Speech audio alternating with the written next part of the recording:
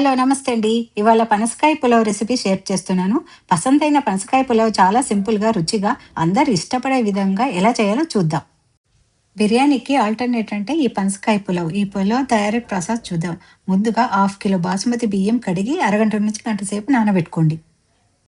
ఒక 300 గ్రాముల పనసకాయ ముక్కలు లేతవైతే బావుంటుంది. నీళ్లలో కడిగి 80% వరకు ఉడికించుకోండి. దానికి 10-15 నిమిషాలు పడుతుంది. ఒక ఉల్లిపాయని ఆయిల్‌లో ఫ్రై చేసి ఫ్రైడ్ ఆనియన్స్ చేసి పక్కన పెట్టుకోండి. తర్వాత ఒక మందపాటి గిన్నె పులావ్ చేయడానికి స్టవ్ పైన పెట్టి 3-5 స్పూన్ల ఆయిల్ వేసుకొని అందులో బిర్యానీ ఆకు, 3-4 లవంగాలు, ఒక పెద్ద ఇలాచి, చిన్న ఇలాచి, 2 దాల్చిన చెక్క ముక్కలు, స్టోన్ ఫ్లవర్ వేసి వేపుకోవాలి. ఇప్పుడు ఒక మీడియం సైజు ఉల్లిపాయ తరుగు వేసుకొని నూనెలో వేపుకోవాలి. అది కొంచెం మగ్గాక 2-3 పచ్చిమిర్చి చీలికలు కూడా వేసుకొని కలుపుకుంటూ వేపి అందులో కొద్దిగా పుదీనా కూడా వేసుకొని వేపుకోవాలి. కొంచెం వేగాక అల్లం వెల్లుల్లి పేస్ట్ కూడా వేసుకొని వేపుకోండి. ఇందులో పచ్చి బఠానీ వేస్తే కూడా కొంచెం టేస్ట్ బాగుంటుంది. అందుకు కొంచెం పచ్చి బఠానీ కూడా వేస్తున్నాను.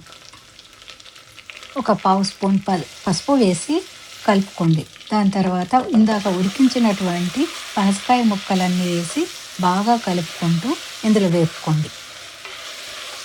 తర్వాత 2-3 స్పూన్ల కారము, 2 టమాటాల ప్యూరీ, ఒక హాఫ్ కప్ పెరుగు, ఒక స్పూన్ ధనియాల పొడి, హాఫ్ స్పూన్ గరం మసాలా, ఒక స్పూన్ బిర్యానీ మసాలా వేసి బాగా కలుపుకుంటూ 2-3 నిమిషాల వరకు అలా వేపుకోండి.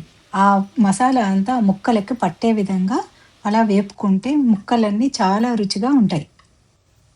అడుగు అంటకుండా ఇక్కడ మరి కలుపుకుంటూ అన్నీ ఆ ముక్కలకి పట్టే విధంగా మరో కాసేపు వేపుకోండి. తర్వాత ఫ్రైడ్ ఆనియన్స్ కొంచెం కొత్తిమీర కూడా వేసి మరో 2-3 నిమిషాలు ముక్కలకి మసాలా పట్టేటట్టుగా కలుపుకుంటూ వేపుకోండి.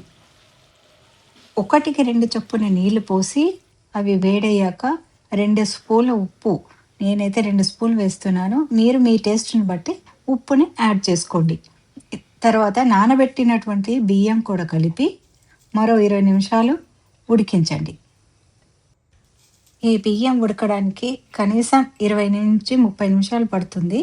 అలా మీరు మీ క్వాంటిటీని బట్టి అలా ఉడికించుకోండి. మూత పెట్టి ఉడికించుకోండి. అంతేనండి. కంటికి ఇంపుగా పసందైన పనసకాయ పులావ్ రెడీ.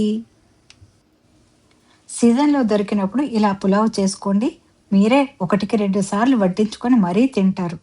పనస ముక్క ఎంత సాఫ్ట్‌గా ఉంటుందో చూడండి. ఇలాంటి మరిన్ని వంటల కోసం లైక్ చేయండి. ఛానల్‌ని సబ్స్క్రైబ్ చేయండి. Thank you.